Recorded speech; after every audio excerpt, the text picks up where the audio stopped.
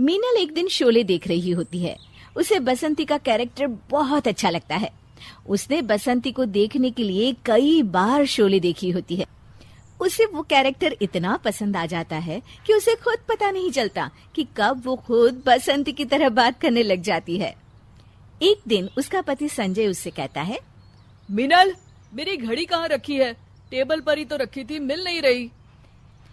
अब मैं बोलूंगी तो बोलोगे कि बोलती है, क्योंकि देखने वाली बात ये है कि जब घड़ी घर में है ही नहीं तो टेबल पर रखी होगी कैसे? क्योंकि अगर रखी नहीं होगी तो मिलेगी कैसे? अरे क्या बोल रही हो मिनल, साफ साफ बोलो ना। क्योंकि मुझे ज्यादा बोलने की आदत तो है नहीं, पर अगर आप पूछ ही रहे हैं तो मैं बता देती हूँ कि आपकी घड़ी हो गई थी बंद। तो आपने कहा था कि दुकान में दे आओ बनवाने को। अब दे आए हो तो चूंकि आपको याद ही नहीं है। हो याद आया, मैंने ही तो कहा था तुमसे।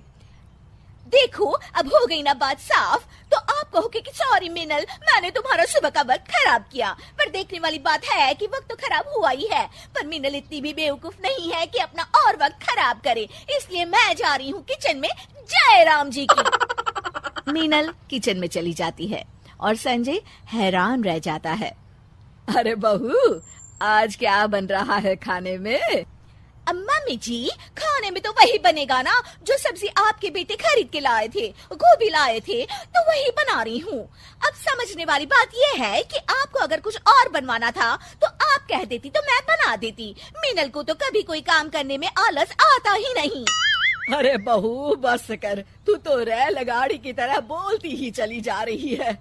मम्मी जी, वैसे तो मेरी आदत ज्यादा बकबक करने की है नहीं। वो तो आपने मुझसे पूछा कि क्या बना रही हो तो मैंने आपको बता दिया। आप नहीं पूछती तो मैं नहीं बताती, क्योंकि ये तो वही बात हो गई ना कि उल्टा चोर कोतवाल को डांटे। एक तो आप मुझसे पूछती हैं, फिर उल्टा मुझसे ही बोल रही हैं कि मैं कैसे रेलगाड़ी की तरह डर से बोली जा रही हूँ। ओफो, बस बस बस, जा रही हूँ मैं बहू। हाँ तो जाइए ना, मैंने थोड़ी ना आपको रोक कर रखा है कि रुकिए मेरे साथ बातें करिए। मीनल की बक बक बंद ही नहीं हो रही थी और उसकी सास रसोई से बाहर चली जाती है।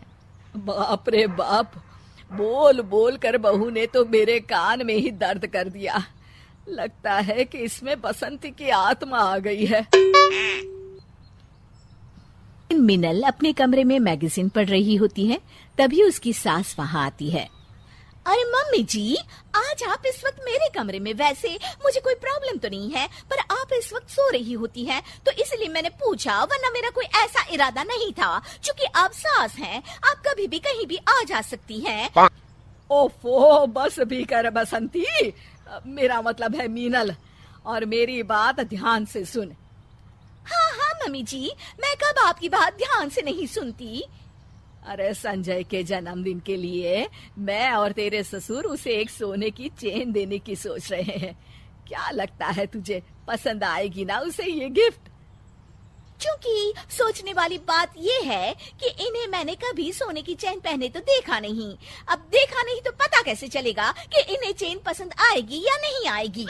ओफो, बंद करना अपना ये रेडियो प्रोग्राम। बस मैं तुझे बताने आई थी कि उसके जन्मदिन के लिए ये सरप्राइज है, तो तू उसे बताना मत, ठीक है? मम्मी जी, मैं कहाँ किसी को कुछ बताती हूँ, आप बिल्कुल भी फिक्र मत करिए। क्योंकि देखने वाली बात ये है। हाँ, वो जो भी बात है ना, मुझे नहीं पता करनी।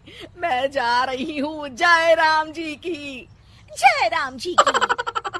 पूरा परिवार साथ बैठकर नाश्ता कर रहा होता है और संजय फोन पर न्यूज पढ़ रहा होता है।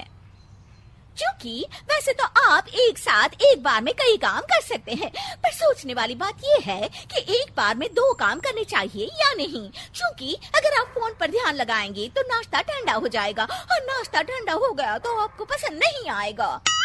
अच्छा, ठीक है, रख दिया मैंने फोन। बस तुम शुरू मत हो जाओ फिर से। मैं तो न्यूज में देख रहा था कि सोने के रेट कितने बढ़ गए हैं।